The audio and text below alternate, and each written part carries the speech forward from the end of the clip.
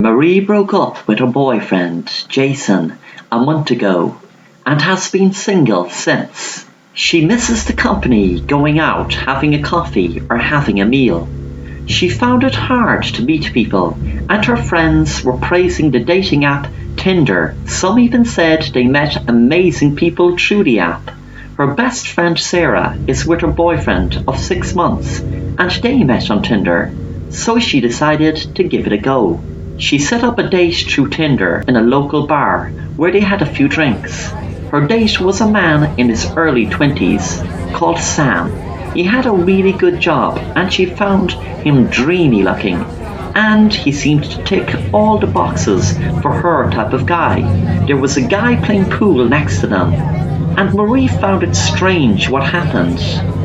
The guy accidentally hit Sam. He turned around to apologize and said, "Oh, sorry, buddy." Sam didn't answer, just gave him a cold, nasty look.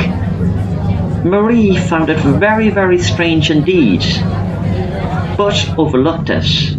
After the drinks, Sam asked Marie would she like a drive home, and she knew he only drank coffee in the bar, so there was no reason to refuse. Plus, it was a half-hour walk to her house and she felt very tired. She said that would be great, and they both walked out into Sam's car. When they arrived at Marie's house, they walked up to her door, and Marie said, "Thanks." Sam was hoping she'd ask him in, and he felt relief when she said, "Would you like to come in for another coffee?" "Sure," he said. When Marie shut the door, she turned to kiss Sam, and all of a sudden, a man bolted for Sam, knocking him to the ground. Marie screamed in terror, and then realized the man who knocked Sam to the ground was her ex-boyfriend Jason. She knew he was the jealous type, but never expected him to attack the next guy she met. She shouted at him to stop. Jason suddenly grabbed a gun out of his pocket and shot Sam in the shoulder. Sam fell, holding his shoulder, crying in pain. Marie was trembling in fear with her crazy ex-boyfriend in front of her, holding a gun. He said, "Don't move." Suddenly, Sam pointed a gun right at Jason and shot him in the head. Marie cried hysterically, knowing her ex-boyfriend was just killed before her eyes, but knew if it wasn't him, he would have shot her. Jason looked up at her and said, "Don't worry, it was self-defense."